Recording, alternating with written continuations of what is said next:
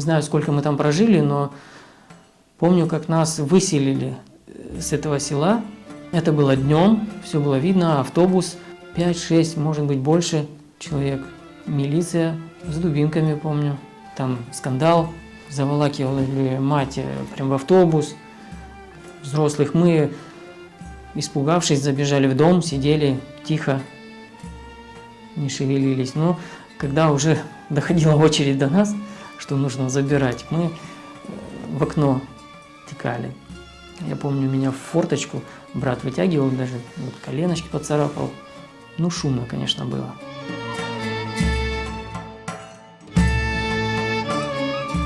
Ну, прямо на площади ЖД вокзала, прямо на траве мы расстелили тушек и ночевали. Я помню, меня водили в общую баню, и сестры болели.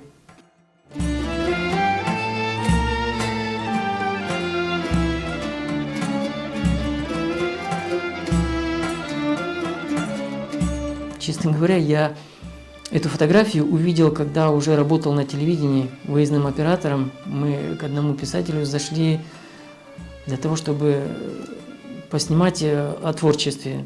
И когда я навел объектив на книгу, открыл и увидел там эту фотографию, и себя увидел. Я сам был в шоке.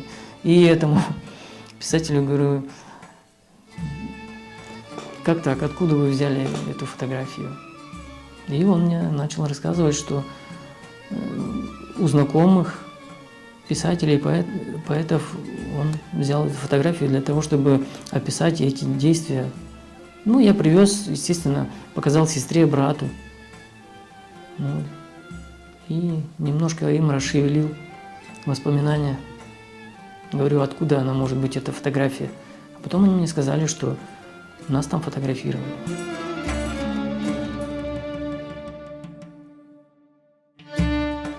В тот момент, когда мы ночевали на площади вокзала,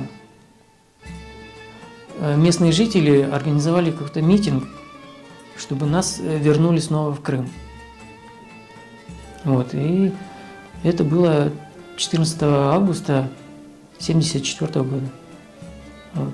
Нас после этого загрузили как бы в транспорт и отвезли снова в Крым.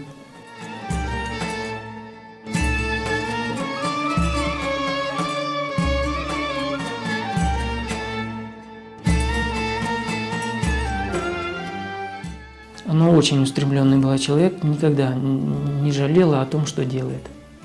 Всегда говорила: никогда не вешайте нос, не опускайте руки, учитесь. Вроде бы как вернулись на родину, но адаптироваться было тяжело, потому что по своей профессии она уже не работала, ей приходилось выходить в жару в поле, зарплата низкая очень. Приходилось как бы моим старшим сестрам и брату часто помогать матери в поле, на винограднике, там цепали, на уборке работали. Я вот сам помню, как мы бегали, подвязывали виноград вот в жару.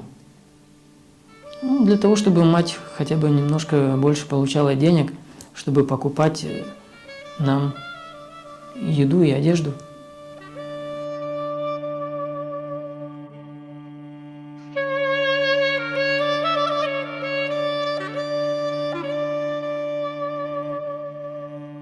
Зейнеп, она 75-го года рождения, ей было 17. Вот. И осенью мы поженились.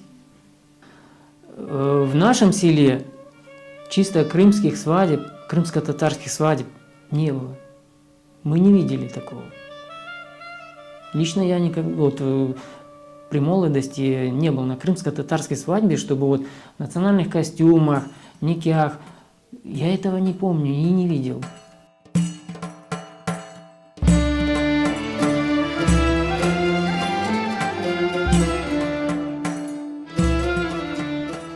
У меня было трудное детство. Несмотря ни на что, мы вернулись в Крым. И я рад, что мои дети и внуки имеют возможность жить на родине.